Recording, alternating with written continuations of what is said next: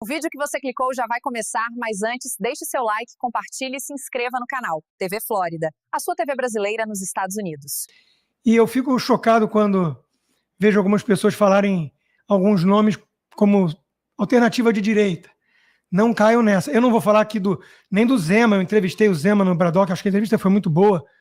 O Zema é um bom gestor, mas ele não liga tanto para essa questão da guerra cultural. Caiado, idem, e por aí vai. Mas eu estou falando de gente assim, Eduardo Leite, né? Então, quando o assunto é guerra cultural, Eduardo Leite elogia a Erika Hilton por luta LGBTQY, hashtag @cifrão. Gente, não dá, né? Não dá para elogiar Erika Hilton em nada. Eu tenho dificuldade só de chamar de deputada, eu estou nos Estados Unidos e eu recomendaria que desse uma olhada no passaporte. Eu respeito a subjetividade das pessoas, até um ponto. Se alguém aparecer aqui em casa falando eu quero ser chamado de gato porque eu sou um gato, eu vou olhar e falar, posso ligar para os homens de branco? Então, tem limites. Mas o fato é que essa turma não é de direita nem aqui nem na China. Essa turma gosta de lacrar. E quem lacra não lucra, como mostrou a Disney. Aliás, eu escrevi sobre isso essa semana. A Rachel Wagler, sei lá o nome da mulher, que não podia nunca ser a Cinderela, a Branca de Neve, que mata de inveja Gal Gadot, né? Ela ficou deprê com a repercussão toda.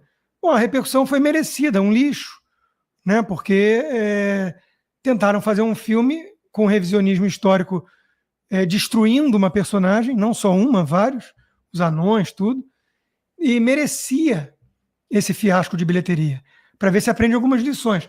Ela não quer ficar bancando a vítima, até a página 2. Ela falou, não, os ataques, não sei o quê. A vaia serve para nos salvar, às vezes. É a apoteose que pode nos destruir. Então, use isso, Rachel, como um aprendizado. Tomara. Né? Eu torço e acredito no poder de redenção das pessoas. Com exceção dos petistas. Petista não tem salvação, porque não existe mais petista grátis. Esse é o ponto. Captação via Lei Rouanet tem o maior primeiro semestre da história. Repitam comigo, não existe petista grátis.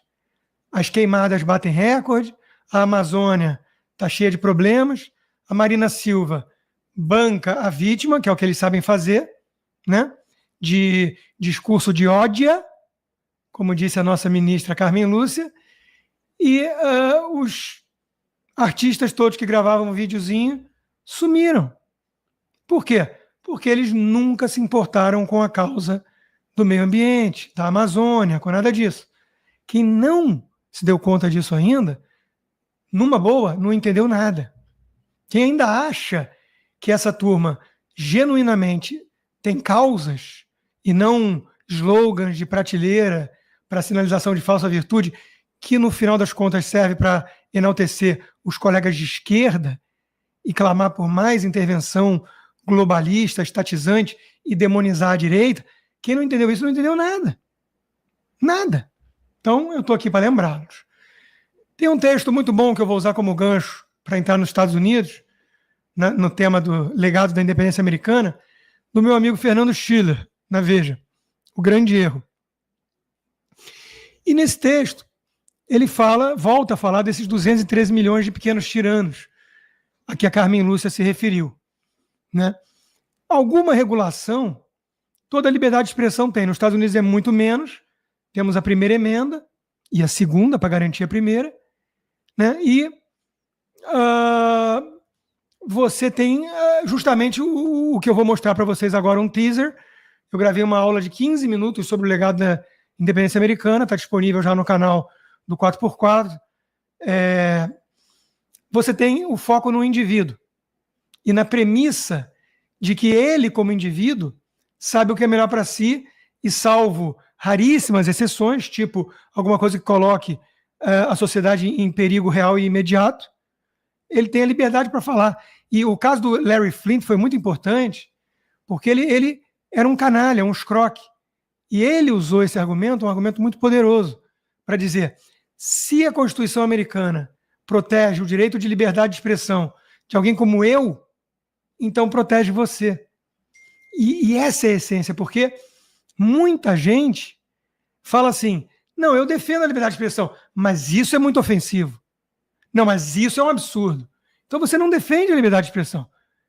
Quando você defende ouvir coisas agradáveis ou que todo mundo já tem um certo consenso, você defende uma tirania que seja da maioria. Então, sem essa de pequenos tiranos na ágora, porque a democracia e a liberdade, elas precisam ser ruidosas, ofensivas até.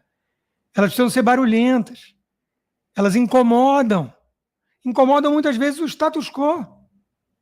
E é preciso tolerar, porque senão você cai numa espécie de índice de livro proibido e por aí vai.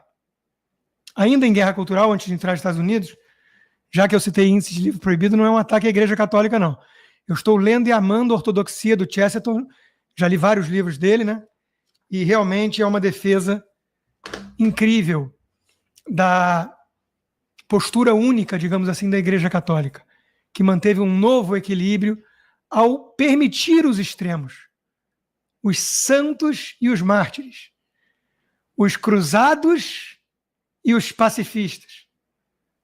Foi acusada de fomentar a família de forma excessiva e de destruir a família para seguir Deus e Jesus. Então, a Igreja conseguiu criar um novo equilíbrio que é o marco da nossa civilização judaico-cristã ocidental. E isso culminou dentro da visão iluminista, mas o iluminismo são mais de um, o iluminismo do bem, que veio com uma herança escocesa e britânica, né? Culminou no experimento da Revolução Americana.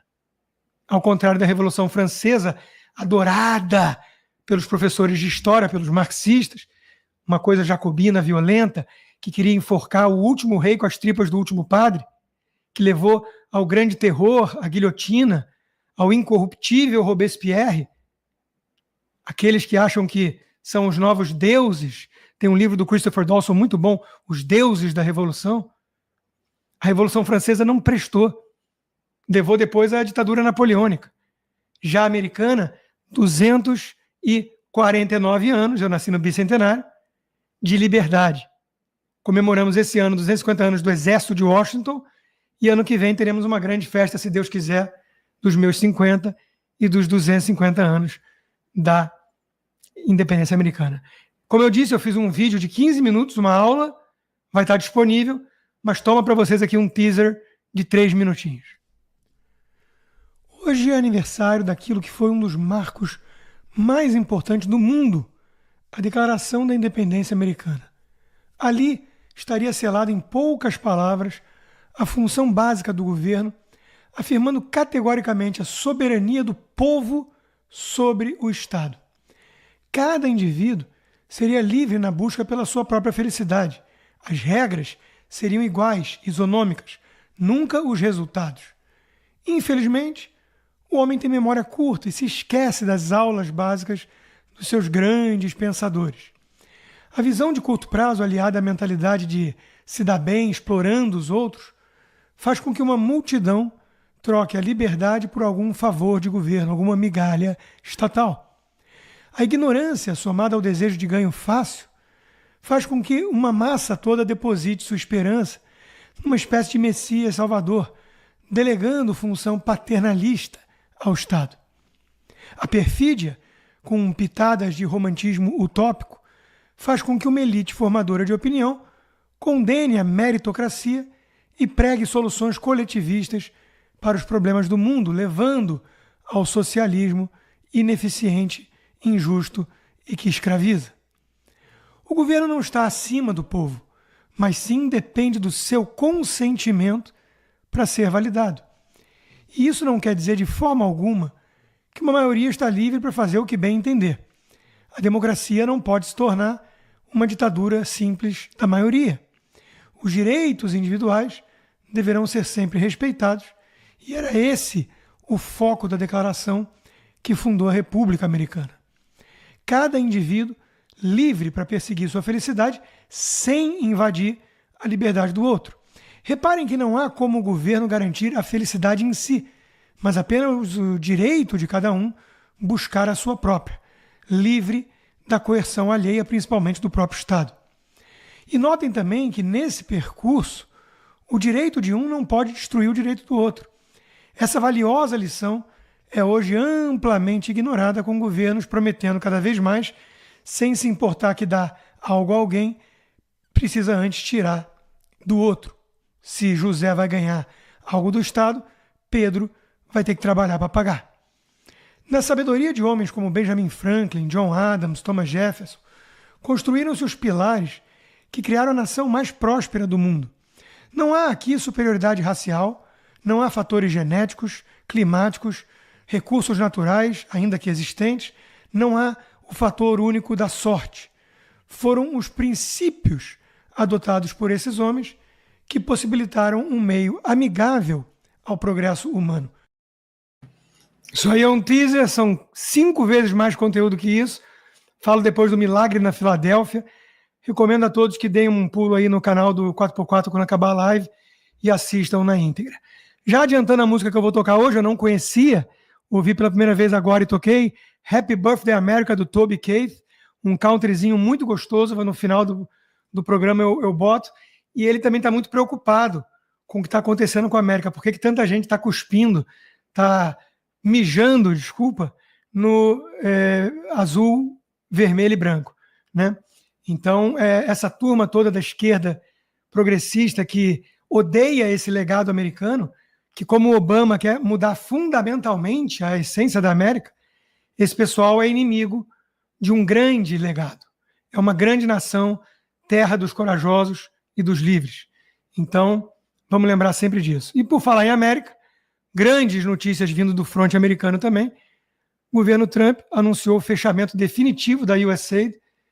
Bye-bye recurso público para máquina de aborto do Parent Parenthood e para todo financiamento de escolinha do professor Barroso, mundo afora.